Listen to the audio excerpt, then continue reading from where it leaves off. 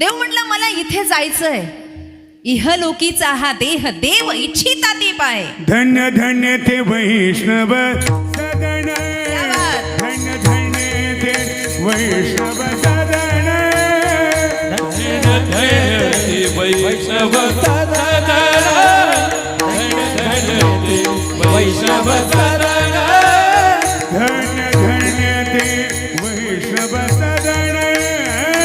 जेथे लक्ष्मी सहिते शोभे नारायण तुका कारणे, देव वेरावनाचा या सुखा कारणे, देव वेरावना.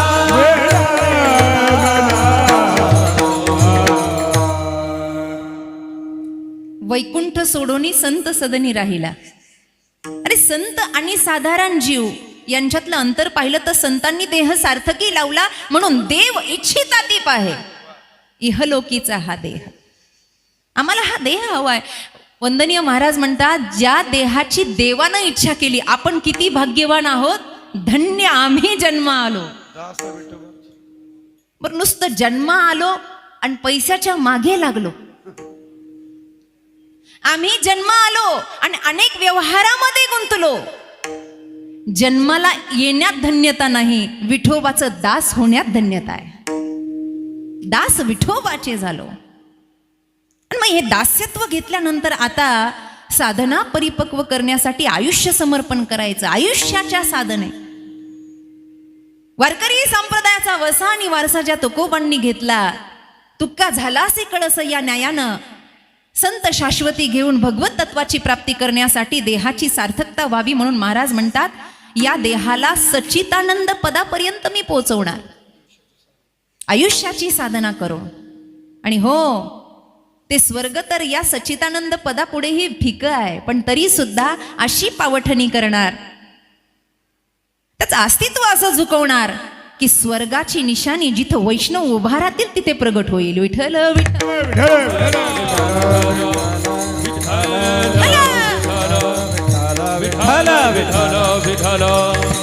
परिचित परंतु आवश्यक देण्याचा परिहार असा की आपलं हे सुंदर नगर सिन्नर आणि यामध्ये या कार्यालयामध्ये आज एका विशिष्ट प्रयोजनासाठी आपण सर्वजण उपस्थित आहात. आज ज्यांचं प्रथम पुण्यस्मरण आहे, हे सामाजिक आपल्या शिक्षणाचा सदुपयोग ज्यांनी केला आणि गोरगरीब जनांची सेवा करत आयुष्य ज्यांनी समर्पण केलं. खरं तर कैलासवासी भानुदासजी तुकारामजी थोरात पाटील भानुदास बाबांचं या ठिकाणी प्रथम पुण्यस्मरण आहे. आणि पुण्यस्मरणाच्या निमित्तानं 1 वर्ष झाले पिता छत्र ज्या मुलांच्या डोक्यावरून गेलं, असे आपल्या सर्वांचे आदर्श श्री डॉक्टर अरुणदादा भानुदासजी थोरात, तसेच श्री शिवाजीदादा भानुदासजी थोरात त्यांचे चिरंजीव आहेत. एखंडे परिवारामध्ये सौ वंदनाताई आदरणीय रामचंद्रजींचा संसार पाहतायत, तसेच सौ स्मिताताई, सौ मनीषाताई यांनी या थोरात परिवारामध्ये येऊन लक्ष्मीच्या पावलांनी आपल्या पतीला साथ दिली आहे. खरोखर कैलासवासी भानुदासजी तुकारामजी थोरात हे शेतकरी खात्यामध्ये नोकरीला होते, परंतु शेती व्यवसायाबरोबर समाजकार्याची आवड त्यांच्या मनामध्ये निश्चितपणानं असावी. याचं कारण मी सांगते. आल्या आल्या वारकरी संप्रदायाचे प्रेषित आणि वारकरी संप्रदायाचे प्रेरक आमचे अरुणदादा थोरात यांनी मला परिचय दिला. परिचय ते डॉक्टर आहेत म्हणून नाही दिला, तर ते गोरगरिबांची सेवा करतात असा दिला. आणि अशी मुलं ज्यांच्या पोटी जन्माला येतात, निश्चितपणे धन्यो माता पिता धन्यो. आणि म्हणून असं ज्येष्ठ व्यक्तिमत्व आदरणीय भानुदास बाबा आपल्यात आता नाही आहेत. आज त्यांचं प्रथम पुण्यस्मरण या ठिकाणी आहे आणि त्या निमित्ताने भगवंताची सेवा करण्यासाठी आणि देवाला प्रार्थना करण्यासाठी आपण सर्व जो उपस्थित आहोत. देवा, या थोरात परिवाराचं भानुदास नावाचं एक छोटंसं फुल तुझ्या पायावर पडले. देवा ऐक ना, ए परमेश्वरा, ज्या घराचा बाप गेला ना, त्या घराला सावरणं फार कठीण आहे. मृत्यू लोकाचं नवलय, मनुष्य गेला की पुन्हा दिसत नाही. इथे सगळ्या डिग्र्या फिक्या आहेत, इकडे सगळा पैसा काही करू शकत नाही. एकदा गेला गेला, टाळी वाजली, संपला संपला, गच्छन्ति वा गच्छन्ति वा, इथे पुन्हा परत येणं नाही. आणि म्हणून डोळे भरून ज्यांना पाहतच राहावं, ज्यांच्या आदर्शानं पुन्हा समाजाचं कार्य नव्यानं करीतच राहावं असा समजावून सांगणारा बाप ज्या दिवशी घरातून जातो तेव्हा घराची पोकळी निर्माण होते. आणि खरं सांगू का, तुम्ही वर्ष श्राद्धाला कीर्तनं ठेवता, 10व्याला प्रवचनं ठेवता, पण मी काय, माझ्यापेक्षा कितीही मोठा महाराज आणला तर बाप गेल्याचं दुःख कधी भरून निघू शकत नसतं. कारण बाप तो बाप आहे, आई ती आई आहे बाबा. यांची जागा जगामध्ये जगाच्या पाठीवर कोणीही घेऊ शकत नाही. आम्ही आई वडिलासारखे आहोत असं म्हणणारे भरपूर आहेत, पण आई वेगळी आणि जन्मदाता बाप वेगळा, ज्याला दिवस रात्र नवे नवे शेवटच्या श्वासापर्यंत आपल्या मुलांची काळजी असते. बाप काही लोक आम्हाला भेटतात, डॉक्टर साहेब म्हणतात आम्ही आई वडिलांना सांभाळतो, ते निघून गेल्यावर मी म्हणत असते भिकारडे आहेत. आपण कधीच आई बापाला सांभाळू शकत नाही, शेवटच्या श्वासापर्यंत आई बाप आपल्याला सांभाळत असतात. जिथे कमी तिथे आम्ही, शेवटपर्यंत ते झुंजत असतात, आपल्यासाठी काबाड कष्ट करत असतात. घराचं सौंदर्य दोघांमुळेच असतं. तुम्ही किती मोठा बंगला बांधा, ज्या घरामध्ये तान्हुल्यांचा आवाज आणि म्हातारपणाची थाप असेल ना, त्या घराचं सौंदर्य सगळ्यात मोठं असतं. म्हणून ऐका, आदरणीय भानुदास बाबा गेले आहेत, 1 वर्ष झालं.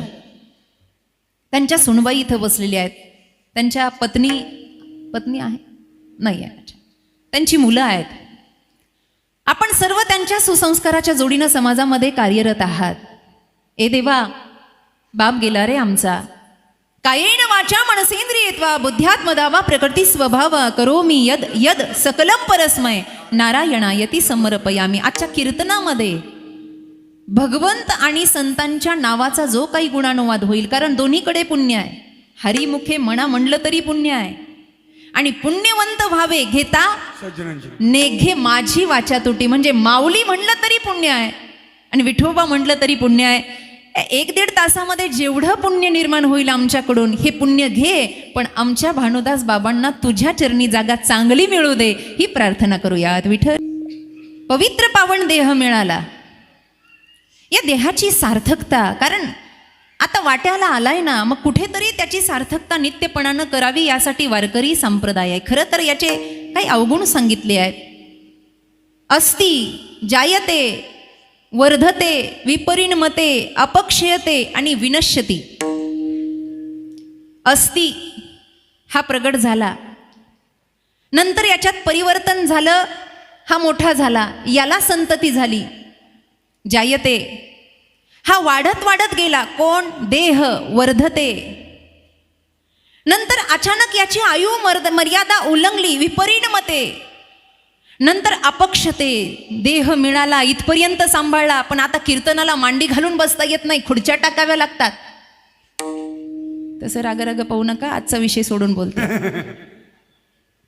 गुडघे दुखायला लागले हो आमचे. आता टाळी वाजायला लागली की सांधे दुखतायत, हात दुखतायत, कारण जेव्हा देह चांगला होता तेव्हा ते कळलं नाही. जब आई तेरी जवानी तुझे होश नहीं रहा, और जब होश आ गया तो जवानी नहीं रही. ज्या दिवशी डोकं जाग्यावर आलं त्या दिवशी ते पांढरं झालेलं होतं.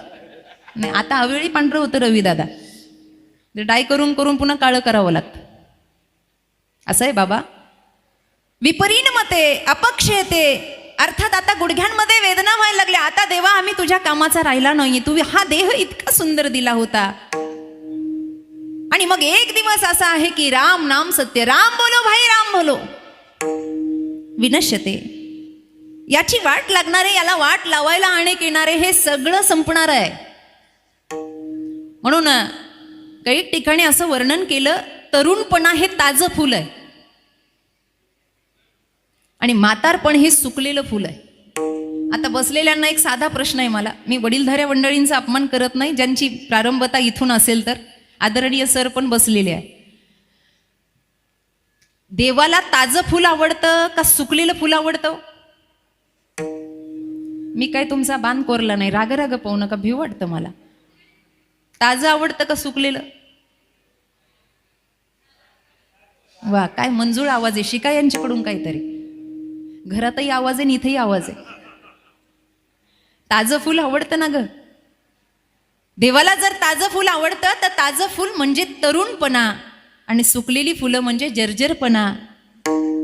त्याला जर ताजं फुल आवडतं ना, तर तरुणपणामध्ये हे तरुणपण भगवंताच्या चरणी अर्पण करावं, कीर्तनात नाचावं. तरणा भाग्यवंत. नटे हरे कीर्तना. त्याचं नाचणं, त्याचं जीवन सफल होईल. एक तर त्यांना समाज कार्य करावं, गोरगरिबांची सेवा करावी, नाही तर निदान विना गळ्यामध्ये घेऊन तरी. पण आमच्या वाट्याला कधी कधी एवढं, आत्ताच महाराजालाही विना लागला आणि या बाळालाही विना लागला माझ्याकडे.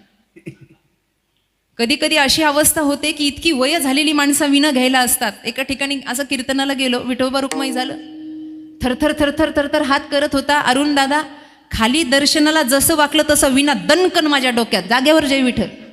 पुन्हा कीर्तन करण्याच्या योग्यतेच राहिलो नाही. लोक म्हणतात ठीक आहे, सप्ताह करताना ते खातं तुमच्याकडे दिलेलं आहे, आम्हाला त्याच्याशी काही घेणं देणं नाही. या जीवनामध्ये आलं तर कुठला ना कुठला गंध माणसाला लागावा की नाही, कुठला ना कुठला रंग माणसाला लागावा की नाही. चला सोडा, बाकीचे रंग सोडून द्या, हे मी म्हणत नाही, तुकाराम महाराज म्हणतात, रंगी रंगे काय बोलला पतंगे शरीर जायाते धरती अविनाश शरीर. हा श्रीरंगाचा एक रंग लागू द्या ना, पांडुरंग वेगळा रंग. तुका म्हणे इह लोकीच्या पांडुरंगी मन रंगले, पांडुरंगी मन रंगले, पांडुरंगी मन रंगले, पांडुरंगी मन रंगले. विठोबाचे गुणी वेगिले, गोविंदाचे गुणी वेगिले. पांडुरंगी मन रंगले, पांडुरंगी मन रंगले, रंगले. जीवनाला एक रंग लागावा. एक लेकरू महाराष्ट्रामध्ये असं झालं की 16 ते 22 वर्षाच्या कारकिर्दीमध्ये एवढं दिव्य चरित्र ज्यांचं घडलं, आपण उत्तरार्धामध्ये ऐकणार आहोत आणि आज मुद्दा म्हणून सांगणारच आहे मी माऊलींचं चरित्र. एवढा सुंदर रंग ज्यांनी आपल्याला लावण्याचा प्रयत्न केला, आयुष्यदान खर्ची करून टाकलं. कारण का, अरे पुन्हा हा हाताला नरदेह लागणार नाही, दुर्लभू रे दुर्लभू रे दुर्लभू, एवढा सोपा नाही हा. पण आता माणसांचं हल्ली असं झालंय, कहा गये तो कहा नाही, क्या लाये तो कुछ नाही. तेलही गेलं, तुपही गेलं, हातात आलं धुपटणं. एका घरातला उंदीर सुकला होता, उंदीर असा काडीमोडी झाला होता, किरकोळ. आणि उंदीर याला जर सुकणं म्हणते तर झाड होणं. विठ्ठल विठ्ठल विठ्ठल विठ्ठल विठ्ठल विठ्ठल. लोकांचा विश्वास उठून जाईल तब्येतीवरचा. असा सुकला उंदीर. उंदराची बायको म्हणली, पलीकडच्या घरामध्ये आपले नातेवाईक आहेत, जरा खातं पितं घर आहे, भाऊजीला एकदा आवाज देऊन बघा. बिळातून इकडचं दर्शन तिकडे होत होतं आणि तिकडचं दर्शन इकडे होत होतं. छोटंसं बिळ होतं असं.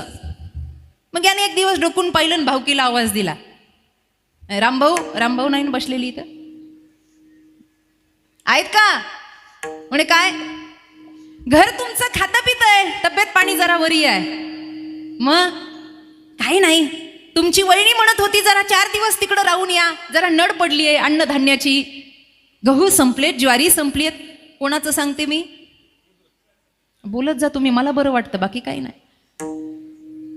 पलीकडच्याला दया आली आणि तो म्हणला, मग वाट कसली पाता भावड्या, बिळातून ये. आता हे त्या बिळातून निघून गेलं सर नितीन महाराज. आणि जसं गेलं तसं तिकडे अति पाहुणचार, अतिथी देवो भव उंदरात पण मानतात. पाहुणचार केला. 8 दिवसासाठी आलात ना भाऊजी, महिनाभर राहा. आणि मग एवढं चांगलं चुंगलं खायला होतं, एवढी मेजवानी होती, आ हा हा काय सांगावं. तिकडे महिनाभरातच याचे गाल वर आले, टुम झाला. कोण, हे जे सुकडं गेलं होतं ना तिकडे, असं फुगलं, टुम झालं. आता थोडंसं धान्य इकडचं तिकडे घेऊन जावं, तिकडच्याची दया, कारण सुखामध्ये आता त्यांना कोण आहे, काहीतरी घेऊन जाण्यासाठी आलो, असा फुगला. मग हा म्हणला, रामभाऊ आता घरी गेलं पाहिजे. तो म्हणलं, मग अडवलंय कुणी काय, तुला जेवढे दाणे घेऊन जाता येतील बाबा, जेवढं तुला द्रव्य घेऊन जा, तू जा म्हणला, दुसरा तर रस्ता नाहीये, बिळातून जायचंय. पण यानं विचार केला नव्हता की एवढं जाड होऊ नये की बिळात घुसताच येणार नाही. हे ज्या बिळातून आलं तेव्हा ते सुकडं होतं, पटकन आलं, पण परत कुठं जाता येतंय. तो म्हणला जीव कोंडून मरायची वेळ आहे. मग काय करायचं? रामभाऊ म्हणले असं करा, महिनाभर राहा, पुन्हा खराब व्हा आणि मग पटकन. याला म्हणतात कहा गए तो कहा नाही, क्या लाए तो कुछ नाही. विठ्ठल विठ्ठल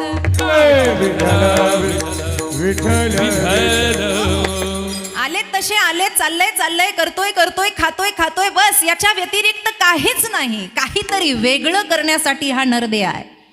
काहीतरी वेगळं करा.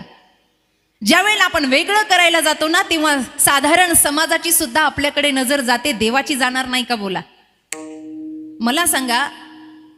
चला, रेशनची रांग असेल, किराणा सामानाची रांग असेल, किंवा कुठली तरी रांग आहे एक विशिष्ट प्रकारची, रांगेमध्ये घेण्यासाठी काहीतरी आपण उभा राहिलो.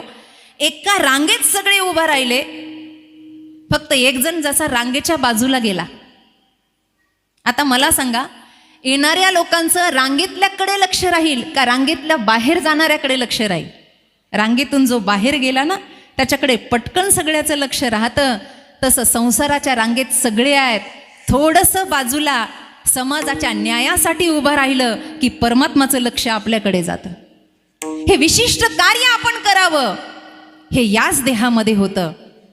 या देहाची सार्थकता एवढी आहे की कोहम कथमिदम चाहतम कोहम कर्तस्य विद्यते. इथे याला जर ज्ञान झालं तर देवत्व याच्यापासून वेगळं नाही आहे. देवत्व जागेवर आहे. तिथे पुन्हा त्याला शोधायची काही गरज नाही. तुझं आहे, तुझं पाशी, परी तू जागा चुकलाय, असं अस्तित्व आहे.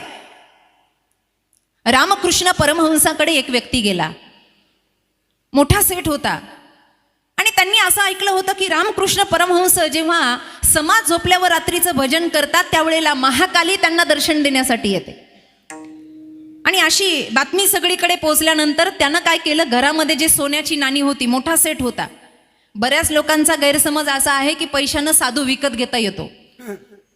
बऱ्याच लोकांचा गैरसमज असा आहे, पैशानं साधू विकत घेता येतो, आणि जे विकल्या जातात ते साधू नसतातच. त्यांना एक धन घरी पांडुरंग अभंग हे सरीना पायो जी मैंने राम रतन धन पायो. रामकृष्ण परमहंसाला त्यांच्या सेवकानं सांगितलं, बोले सेठ जी आए हैं. बोले आए तो क्या करूं? बोले नगर के बहुत बड़े सेठ है, आपके दर्शन के लिए आए. बोले चलो अंदर बुलाओ. सेठ जी आले, समोर बसले, हाथ जोड़ायला लागले, रडायला लागले. बोले बाबा जी सब देखा लेकिन परमात्मा को देखा नहीं. हमने सुना है आपको महाकाली दर्शन के लिए आती है और आप वार्तालाप करते हो, वाद सुवाद सुसंवाद आप में होता है, ज्ञान प्राप्ति होती है, आप कुछ भी करो, लेकिन अब इस बार पूनम की रात, पौर्णिमेच्या रात्री महाकाली जर तुम्हाला दर्शन द्यायला आली तर तुम्ही काय करा, तिला माझ्या घरी घेऊन या, आणि त्याच्यासाठी काय लागेल ते द्रव्य मी तुम्हाला द्यायला तयार आहे. साधू असे असतात की समोर बसलेल्या माणसाला क्षणात ओळखतात. ते म्हणले लातो की भूत बातों से नाही मानते. ते म्हणले गड्या, तुझ्या घरी घेऊन येतो, तुझ्याकडे घेऊन येतो, पण मला तुझा पत्ता तर सांग. ते म्हणले अमुक अमुक गल्लीमध्ये माझा बंगला आहे. ते म्हणले नाही, हे तुझ्या घराचा पत्ता आहे, मला तुझा पत्ता पाहिजे. तर म्हणलं अहो, बस स्टॉपवर कुणालाही माझं नाव विचारलं ना तर सांगतील अमुक अमुक सेठचं घर इकडे. ते म्हणले नाही, ते तुझ्या उपाधीचं उत्तर आहे, मला तुझा पत्ता सांग. त्यांनी एवढी कारणं सांगितली. त्यांना वाटलं महाराजांच्या लक्षातच येत नाही. ते म्हणले असं करा, अशा अशा कोपऱ्यामध्ये माझं ऑफिस आहे, तुम्हाला नाही घर सापडलं तर तुम्ही त्या ऑफिसला. ते म्हणले अरे ऑफिसचा पत्ता आहे, मला तुझा पत्ता सांग. मग त्याच्या डोक्यात आलं, तो डोकं खाजवू लागला. म्हणला महाराज, मला अजून माझा पत्ता माहीत नाही. रामकृष्ण परमहंस म्हणले, ज्या दिवशी तुला तुझा पत्ता माहीत होईल त्या दिवशी तुला अंबाबाईला शोधत जाण्याची गरज नाही, अंबाबाई आपोआप तुझ्या घरी येईल. काहीतरी सार्थकता आहे, पण मी माझं पण गेल्याशिवाय आणि भगवत तत्वाची प्राप्ती झाल्याशिवाय हा देह सार्थकी लागत नाही. यामध्ये लावता येतं. मग कसं? श्रोत्रिय ब्रह्मनिष्ठ साधू संतांच्या आश्रित झालं. अहम ब्रह्मास्मी, अयम आत्मा ब्रह्म, प्रज्ञानाम ब्रह्म, या महाकेवल वाक्याचा बोध जर आश्रित होऊन झाला आणि तत्वज्ञानाची प्राप्ती झाली तर मी ब्रह्म आहे हे जागृत करायला फार वेळ लागत नाही, आणि ते जागृत झालं तर भगवत तत्व लांब नाही हे देवादिकांना माहिती आहे, म्हणून ते आसक्ती ठेवतात अभंगाचं प्रथम. इह लोके चाहते हो, इह लोके चाहते, इह लोकी चाहते, इह लोकी चाहते, इह लोके चाहते हो,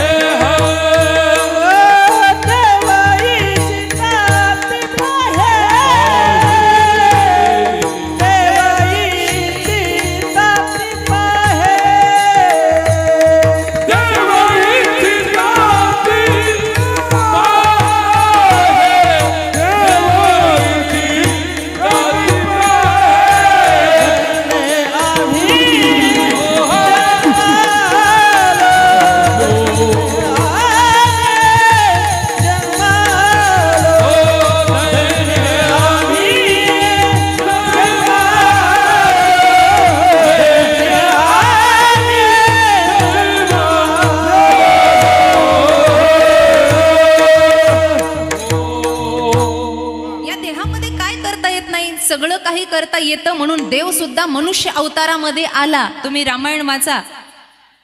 रामायणाचा प्रारंभ वर्णनामार्थ संगाणाम रसानाम छंद सामपी मंगलानाम च कर्तारो वंदे वाणी विनायको. रामायण हे वर्ण शब्दापासून प्रारंभ झालं आणि संसार घोर किरणो दह्यंतीनो मानवा. मानव या शब्दावर शेवटचं अक्षर आहे उत्तरकांडातलं शेवटचा श्लोक.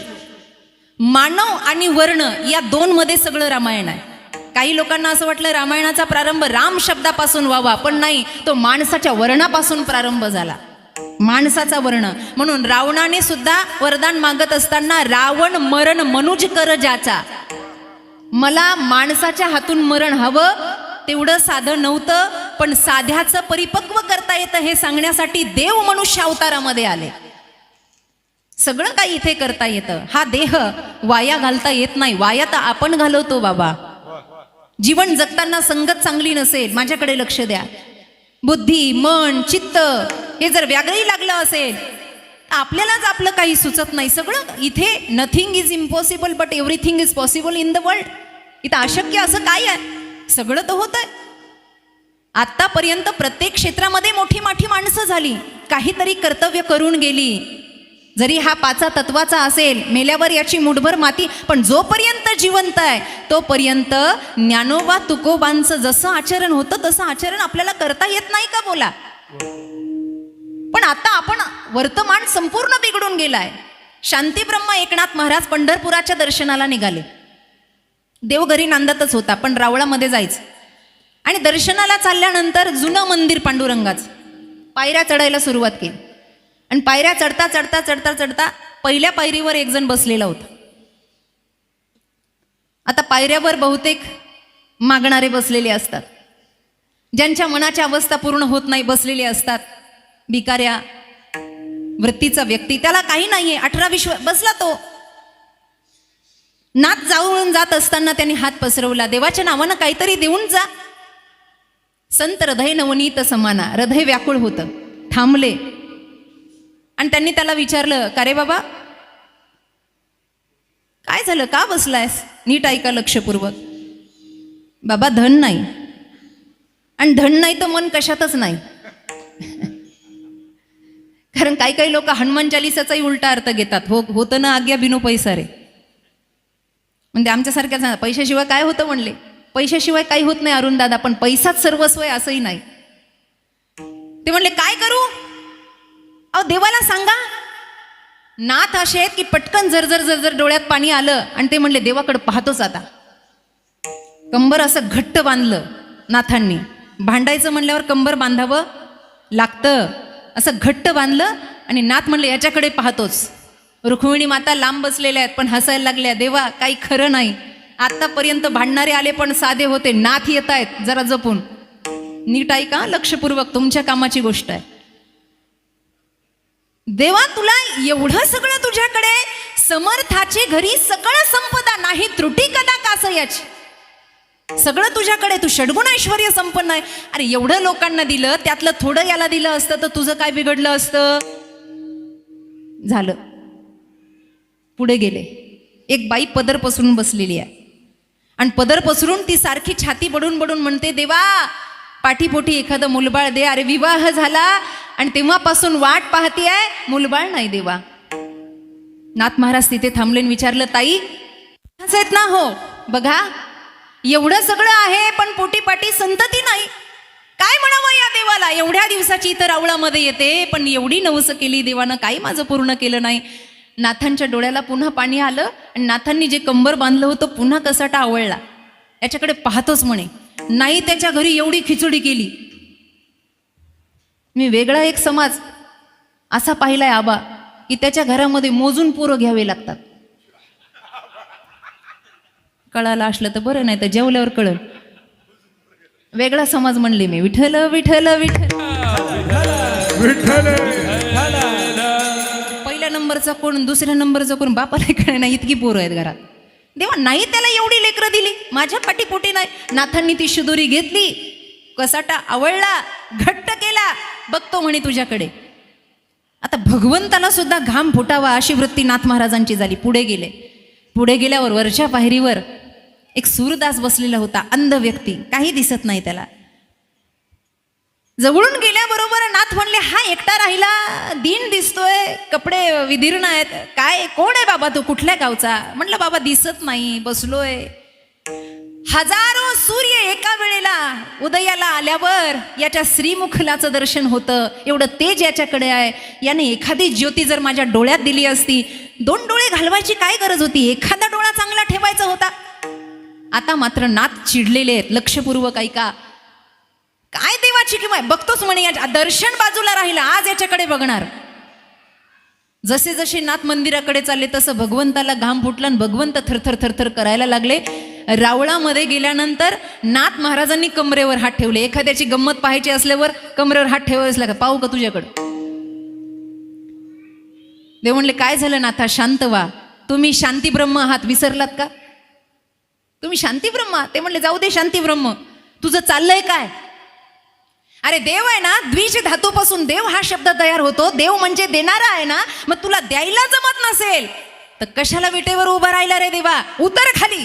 देवाला खाली उतर म्हणण्याची टाप फक्त संतांमध्ये आहे. देवा उतर खाली, खाली उतर. मग तुम्ही काय करणार? काही नाही, मी तुझ्या जागी उभा राहतो, मला जेवढं जमल तेवढं करतो. काय करणार आहेस? सगळं करतो. देव म्हटला, मी जाणले तू काय काय अनुभवलंय म्हणून. त्या तिघांची फाईल तू पाहिली आहे का? एखादं काम करायचं असल्यावर फाईल बघावी लागते ना. मग ते महाराज वकील आधी फाईल पाहतो, कशी आहे, बरी आहे का, सोडण्यासारखी आहे का, अरुण दादा म्हणजे किती पैसे घ्यायचे, वकील नाही ना बसलेले इथं. ऐका, फाईल पाहिली पाहिजे. ते म्हणले, ठीक आहे, काही हरकत नाही, तुम्ही बघा, सगळं अनुभवलं. नाथा तरी तुमचा राग जात नाही का? नाही नाही म्हणे देवा, तुला जमत नसेल तर तू खाली उतर, मी उभा. विठ्ठल विठ्ठल विठ्ठल विठ्ठल विठ्ठल बसून घ्या.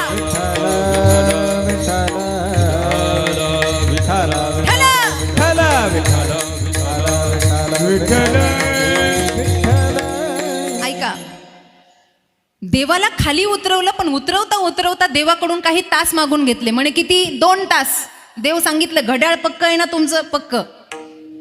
नाथा तुम्ही 2 तास याच्यावर उभं राहायचं. कशावर? विटेवर. माझ्याकडे लक्ष द्या. नाथांनी सांगितलं, देवा 2 तासामध्ये. काही काही लोक म्हणतात ना, 1 तासापुरतं आम्हाला पंतप्रधान करावं. ते ज्याचं त्याला जावे त्याच्या वंश तेव्हा. असं वाटतं की नाही? पूर्वीच्या शाळेमध्ये निबंध यायचे, मी पंतप्रधान झालो तर. किती पानं भरायची? लिहिणं सोपं आहे, बोल बोलता वाटे सोपे. उभं राहायचंय. ते म्हणले, उभा राहा, पण 2 तासाचा वेळ आहे. यांच्या फायली सोडून घ्या. मला सांगा. ते म्हणले 2 तास भरपूर झाले. देव खाली कोपऱ्यामध्ये उभा राहिला. आलेल्या लोकांना नाथ दिसत नव्हते, देवच दिसत होता. पण विटेवर नाथ उभा राहिलेले आहे. कारण विटेवर उभा राहिल्यापेक्षा शिवाय जगाचं गणित सोडता येत नाही. पहिली फाईल हातामध्ये घेतली भिकाऱ्याची आणि भिकाऱ्याचं चरित्र पाहिलं. 18 विश्व दारिद्र्य. नाथ फाईल बघता बघता, चरित्र बघता बघता रडायला लागले आणि ते म्हणले, ए देवा, अरे थोडं तरी याला द्यायचं ना बाबा, एवढं आहे तुझ्याकडे. देव म्हणलं, पुढचं पान पलट, पुढचं. पुढे महत्वाचं लिहिलेलं आहे. आणि बघता बघता बघता एक एक पान चाळत गेले तर पाहिलं तर काय, पूर्व अवतारामध्ये हा नगराचा सेठ आहे. व्यर्थ व्याभिचारामध्ये याच्या संपत्तीचा यानं व्यय केलाय, पण 1 रुपया सुद्धा सत्कर्माला यानं कधी लावला नाही. म्हणून त्याचं फळ म्हणून आता त्याला भिकारत्व पत्करावं लागलं. हे त्याचं फळ होतं. नाथांनी वाचल्याबरोबर नाथ म्हणले, अरे बापरे, हे गणित तर फार अवघड आहे, हे तर सोडण्यासारखंच नाही आहे.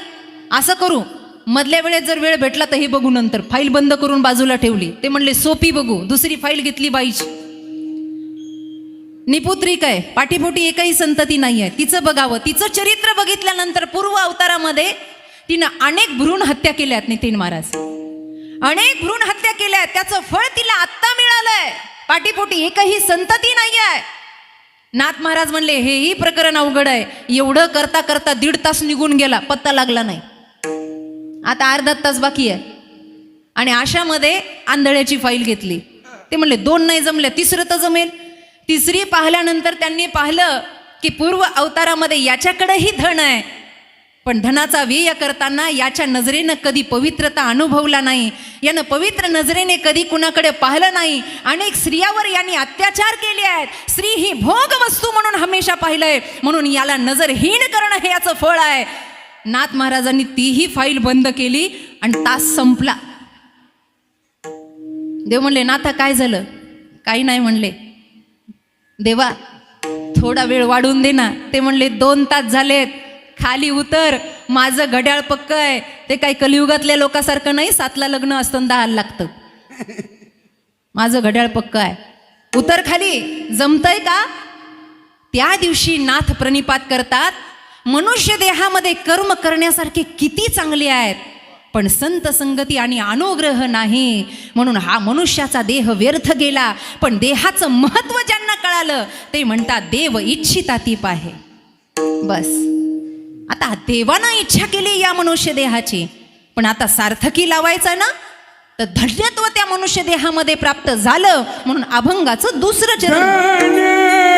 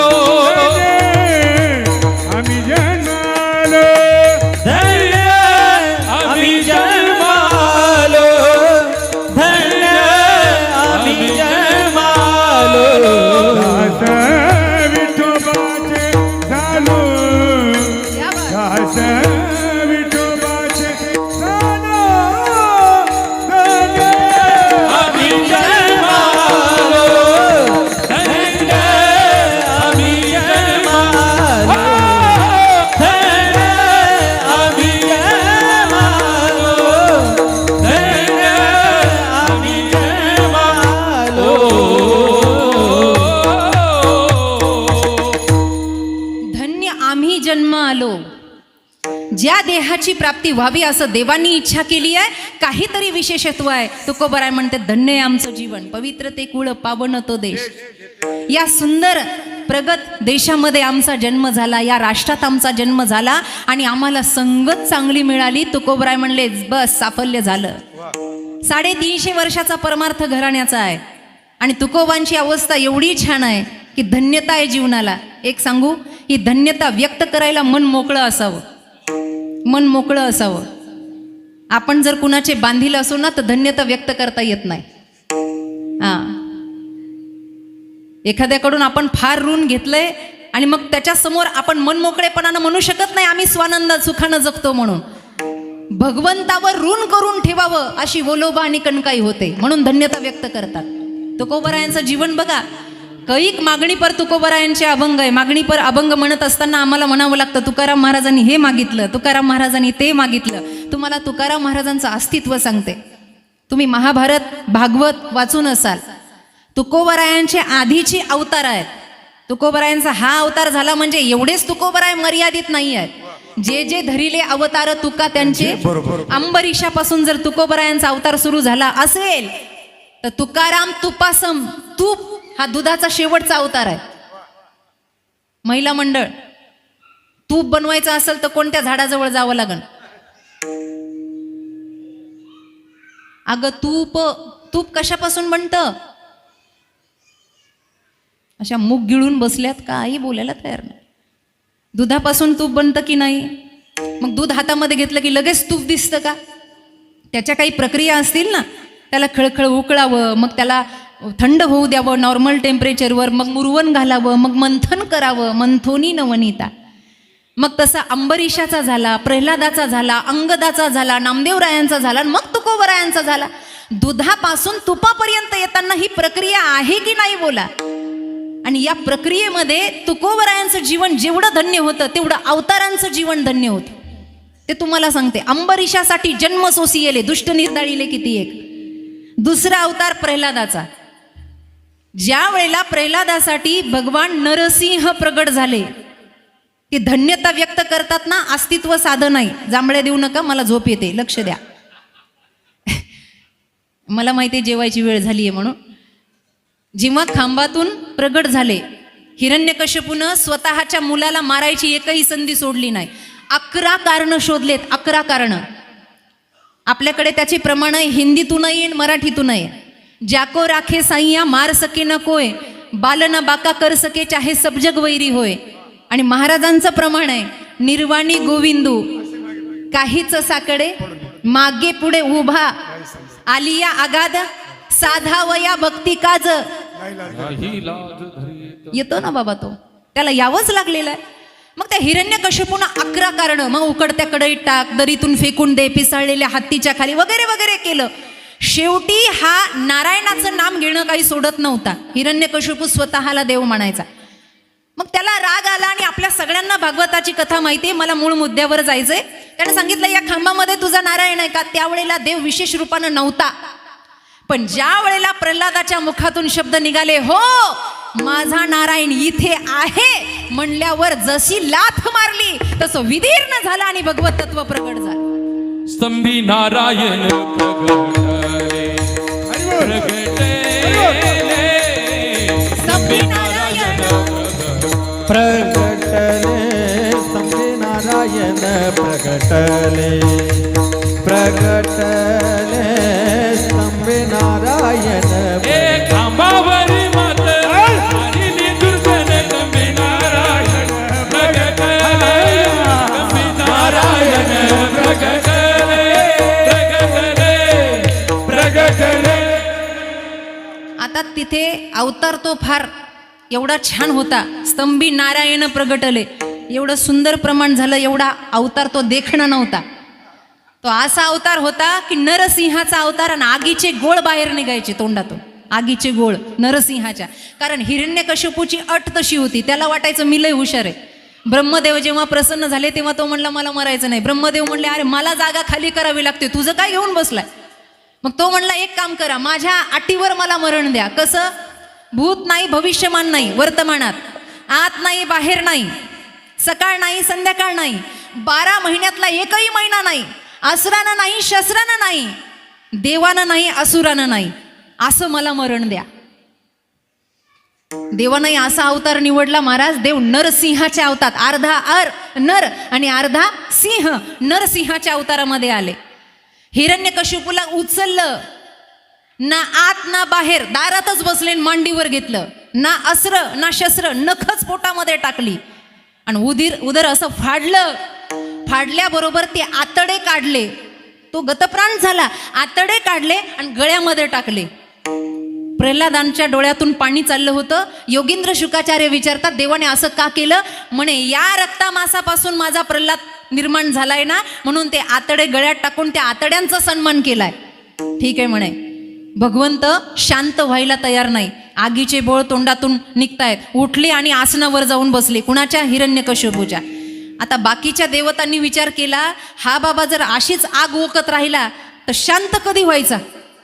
मग याला शांत करण्यासाठी काहीतरी पर्याय. मग वेद उपनिषद सगळी मंत्रतंत्र गायली, ते काही शांत होत नाही. मग त्यांच्या लक्षात आलं, अरुण दादा मनुष्य किती चिडलेला असला आणि बायको समोर आली,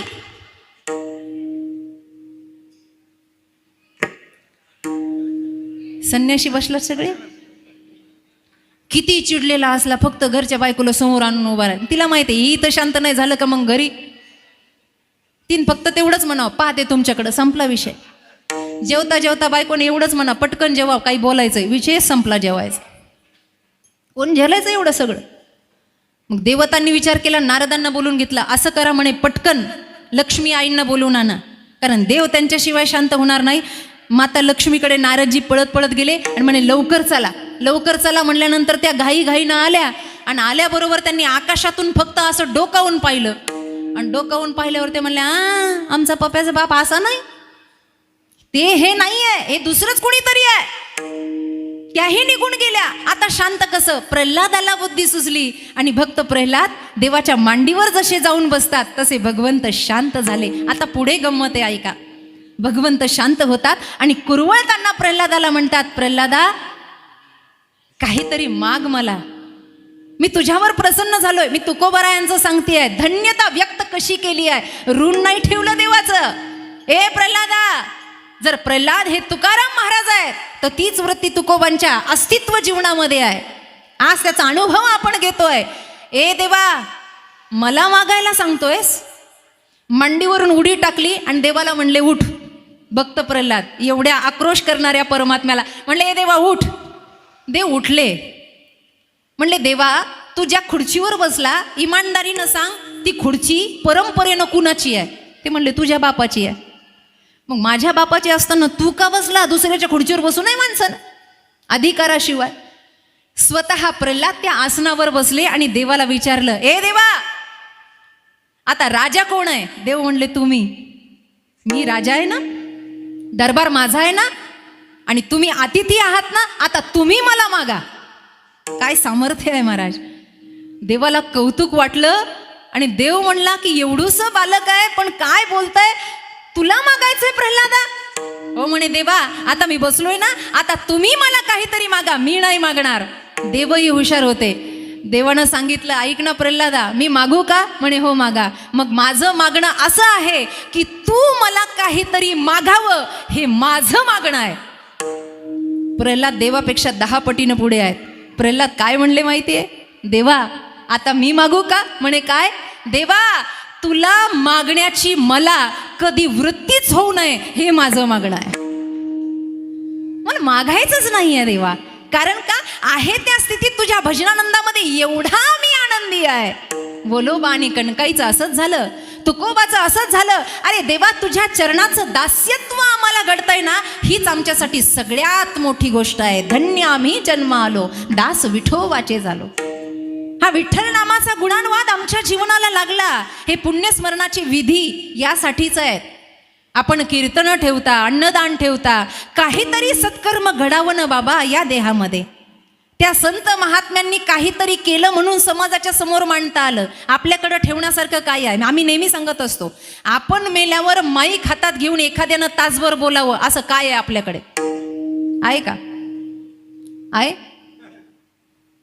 खुशाल नाही म्हणतात बसलेले. आपल्याबद्दल कुणीतरी 4 शब्द बोलावे अशी कोणतं कर्तृत्व आहे आपल्याकडे? त्यांनी केलं म्हणून आज त्यांच्या नावाचा गाजावाजा आहे. कुठे? इथे नाही, यमलोका. याई भूमंडळा कीर्ती माझी, ओ याई भूमंडळा माझी कीर्ती. आये भुवंडळावरी देवी याही भूमंडळावरी तुका मैने गाजे वैकुंठी सोहळा.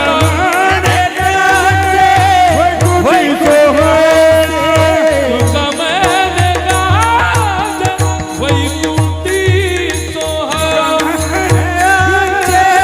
वैकुंठी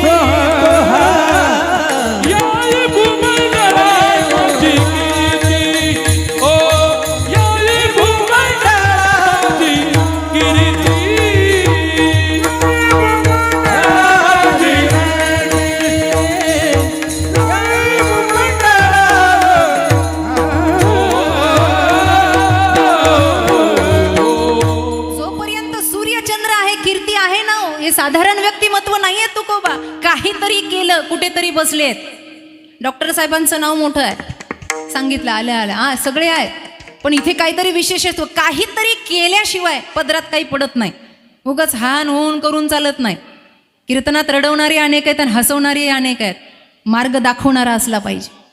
ते क्षणार्धापुरतं झालं, उडून गेलं. बऱ्याच लोकांना कीर्तन झाल्यावर कपडे झटकायची सवय. काय काय मळ असतो कुणास ठाऊक, उठले की कपडे झटकतात. मी एकदा विचारलं एक जणाला, म्हणलं का हो, मी तुम्हाला कथेला रोज पाहते, तुम्ही उठले की कपडे झटकता, काय कारण आहे? त्यानं सांगितलं, घरचं झालं थोडं, व्याहानं धाडलं घोडं. म्हणले तुमचं तुम्हालाच घेऊन जा. घरी कुठं घेऊन जायचं? घरी काय कमी आहे का? म्हणलं काय घेऊन जायचं घरी?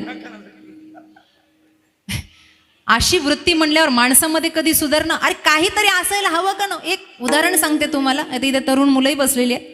मनाच्या कुपीत घेऊन जा. आयस्टन नावाचा एक शास्त्रज्ञ होता. आयस्टन शास्त्रज्ञ.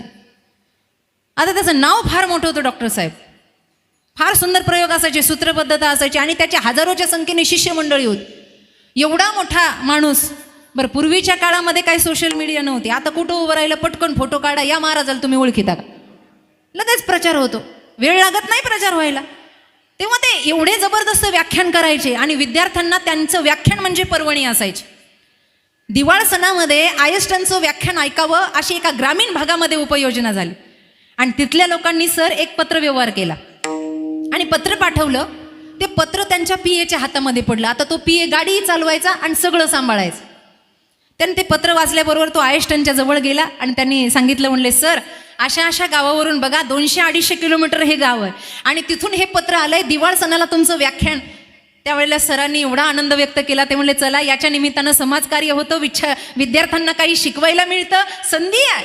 ते म्हणले पत्रव्यवहाराद्वारे होकार देऊन टाका. आता त्या गावातल्या कोणत्याच माणसानं आयस्टनला पाहिलेलं, त्या भागात आयस्टन गेलेलेच नव्हते कधी.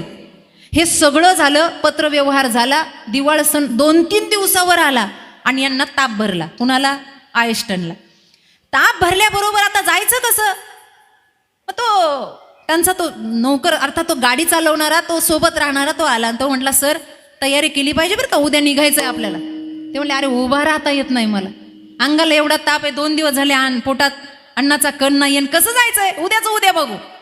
सकाळ जशी झाली तशी तयारी सुरू केली यानं, गाडी धू वगैरे, सामान घे, असं तसं. तर म्हणलं सर माझी तयारी झाली, तुम्ही? ते म्हणले आपली काही धाडच नाही म्हणले एवढ्या लांब येण्याचं, मी बोलूच शकत नाही. अरे 2 तास म्हणता म्हणता 3 तास होतात म्हणले, लोक जास्त वाढले की लोकांच्या अपेक्षा असतात.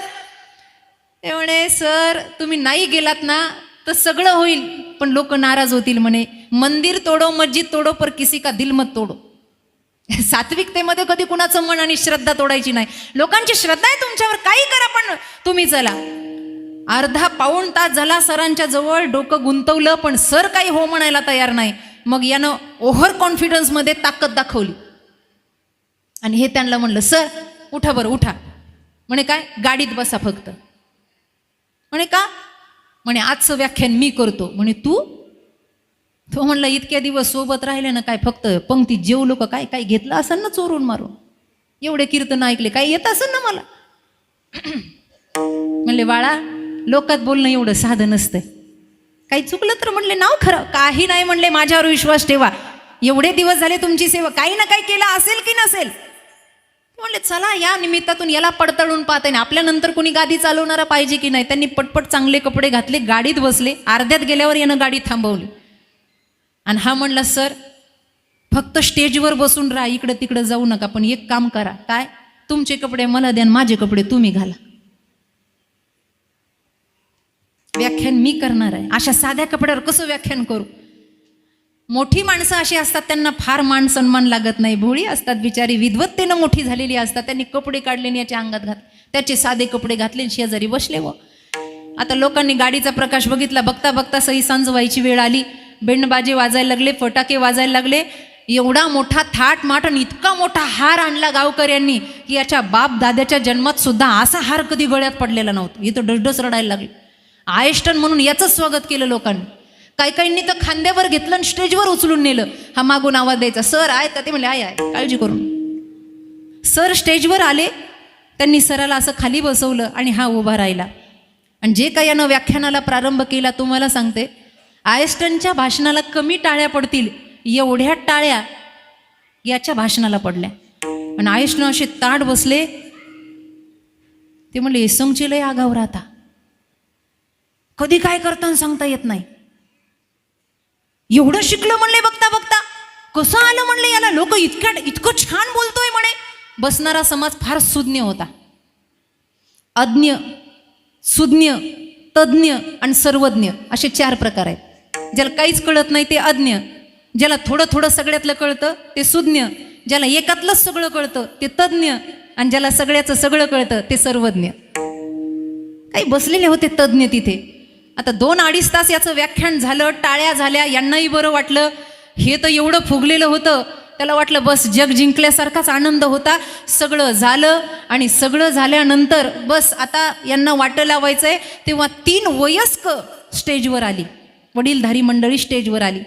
आणि ती याला सरांच्या देखत म्हणू लागली, नितीन महाराज सगळं झालं, पण तुम्ही जे विज्ञानाचे 3 प्रयोग सांगितलेत ना त्याचे सूत्र आम्हाला कळाले नाहीत. तुम्ही जे सांगितले ना ते विपरीत सूत्र वाटतात. त्याच्या योग्य पद्धतीनं कशी मांडणी आहे ती आम्हाला समजावून सांगता का? आता झाली का भानगड? ते याला येत नव्हतं.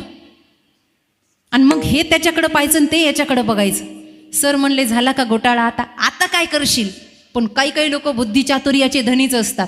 ते जाग्यावर उभा राहिल्या मते महाराज ते असं म्हणलं त्या लोकांना, अरे असे चिल्लर प्रश्न मला काय विचारता, याचं उत्तर तर आमचा ड्रायव्हर देईन. खाली बसलेले खरं. आता ती मोठी माणसं आहेत, ती उठून उभा राहिले सर, आणि त्यांनी असं सुंदर समीकरण जुळवलं सूत्रबद्धतेचं की ती लोक रडायला लागली. आणि मग ती काय म्हणली माहिती आहे आपसामध्ये, आपण काय वेडे आहेत म्हणले, एवढ्या मोठ्या माणसाच्या नादी लागलो. अरे ड्रायव्हर ज्याचा एवढा हुशार आहे तो माणूस काय तज्ञ असलं पाहिजे. एवढं सगळं झालं आणि हे दोघं गाडीत बसले आणि परतीच्या प्रवासाला निघाले. हे काहीच बोलत नव्हतं, अंगात मुंग्या निघत होत्या फक्त. एवढं घाबरलेलं होतं. रस्त्यानं चालताना सर म्हणले भाषण छान केलं. मग भाषण छान केलं तर नंतरच्या सूत्रांना जुळवणूक का करून दिली नाही, त्याचं उत्तर नीट ऐका. तो म्हणला सर भाषण करणं सोपं आहे, सूत्र जुळवणं अवघड आहे. जर मला ती सूत्र जुळवणूक करता आली असती तर मी तुमच्या गाड्या धुत बसलो नसतो, तुमच्या खुर्चीवर जाऊन बसलो असतो. तुम्ही काहीतरी केलं म्हणून तुम्हाला हे सगळं आलं. तुकोबराय काहीतरी करतात, काहीतरीच करत नाही, ते सेवा करतात म्हणून ते जीवनाची धन्यता प्रकट करतात की धन्य आम्ही जन्म आलो, दास विठोबाचे झालो. आणि या विठोबाच्या सेवा करता करता आम्ही आयुष्याचं धन समोर ओतलं. अभंगाचं 3रं चरण. आयुष्याच्या साधने आयुष्याच्या साधने आयुष्याच्या साधने आयुष्याच्या साधने सच्चिदानंद पदवी सच्चिदानंद पदवी घेणे धन्य आम्ही जन्मालो, धन्य आम्ही जन्मालो. सच्चिदानंद पदवी घेणे, सच्चिदानंद पदवी घेणे धन्य आम्ही जन्म आलो, धन्य आम्ही जन्म आलो. रखुमाई अरे विठोबा रखुमाई, विठोबा रखुमाई, विठोबा रखुमाई,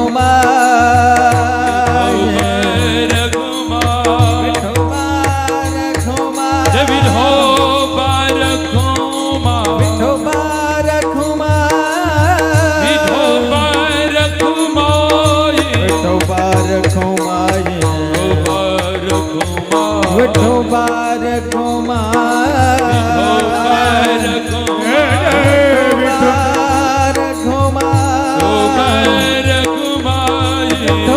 रखुमाई.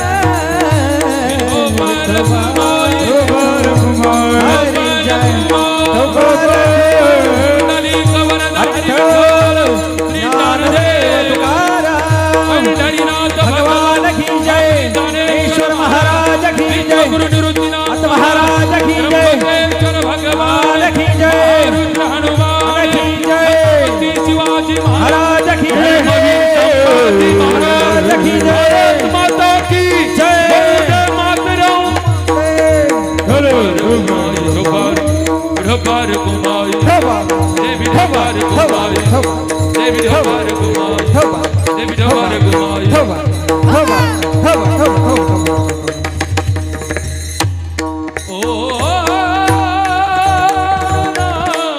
एकदा भजन करूया. सर्वांनी वरती हात करा. उत्तरार्धाकडे जायचं आपल्याला. सरळ सरळ सरळ. पाठीमागची मंडळी सर्वांनी वरती हात. राहू द्या 2 वाजेपर्यंत असेच.